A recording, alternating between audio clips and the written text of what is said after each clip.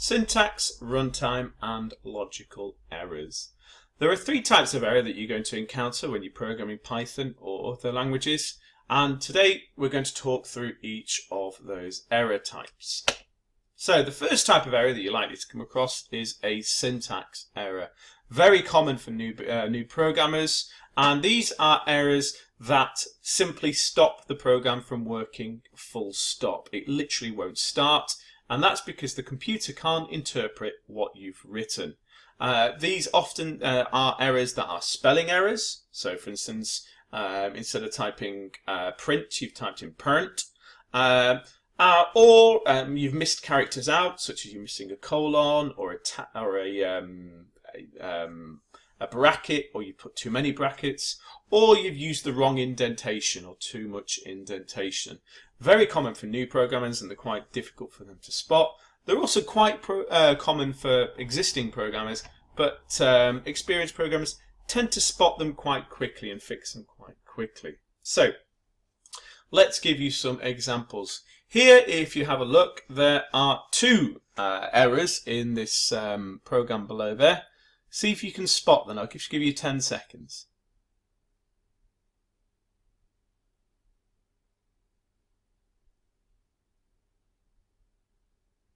So if you have a look there, you'll probably notice that there's a problem here with the if statement.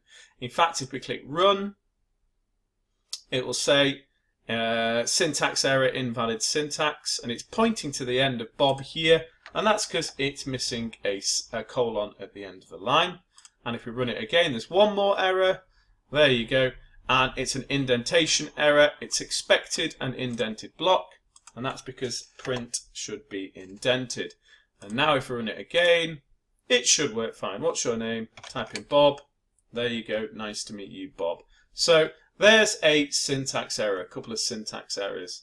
They're quite common. You might find a common one as well is if you forget to close a speech mark, or you open with a speech mark but close with an inverted comma, or too many brackets or not enough brackets, those sorts of problems. So that's a syntax error. Next one, runtime error. Now these get a little bit more difficult. These errors, your program runs, so you think it's working, and these problems are detected when your program runs. It crashes or throws an exception at some point whilst your program is running. And usually it's because it can't find some data because it doesn't exist, so you're referencing something that it doesn't exist, but it doesn't know it doesn't exist until it runs it. Or it can't do something because the data it's been given is of the wrong type. So you're giving it the letter, the word dog, and saying multiply it by 200, please, or those sorts of things. It doesn't know how to multiply dog. Usually found at runtime and often through lots of testing. So for instance here, let's go runtime error here. A classic example, you ask for the age, and then you say if the age is greater than 50 while you're old. Let's try running the program. Now the program does run, it's started to run, it's asking the first question, but as soon as I type in my answer, it comes up with an error. And that's because here it's tried to compare an age, which is a string, to the number 50, which is an integer. So here, what we're missing here is we need to do age equals int age, and that will convert the string input to an integer, which will match the integer there. If we try running it again, how old are you?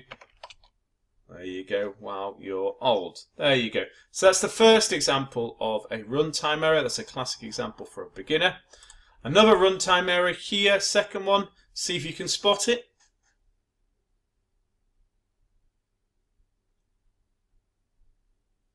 Okay, so this second error here, once we run the program, there you go, list index out of range. That's really common, really common.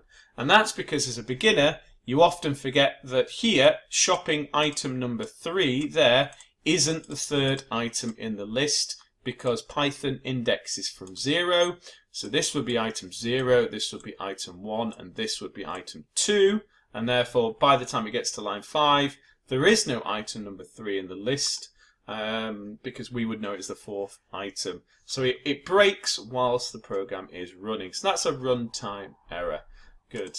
Now, runtime errors, they're more difficult to spot, take a bit more experience, and you can only really find them through lots of testing. And if you don't do enough testing of runtime errors, trying lots of different data, then something like this will happen.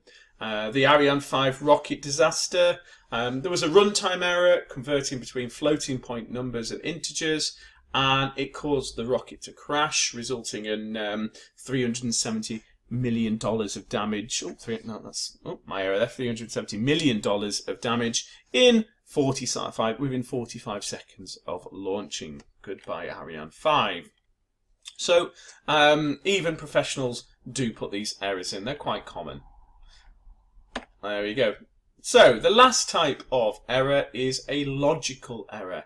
Now these are errors in your code that don't throw an error at all. So your program never crashes, it keeps running, but it simply does not do what you intended the code to do. And these are probably the most difficult to spot because they never tell you that something's wrong. Okay, and they can only be found through full, extensive testing, comparing the values that the computer is giving you to the values you expected to get, which makes them different and difficult to find. So for instance, let's have a look at a logical error here.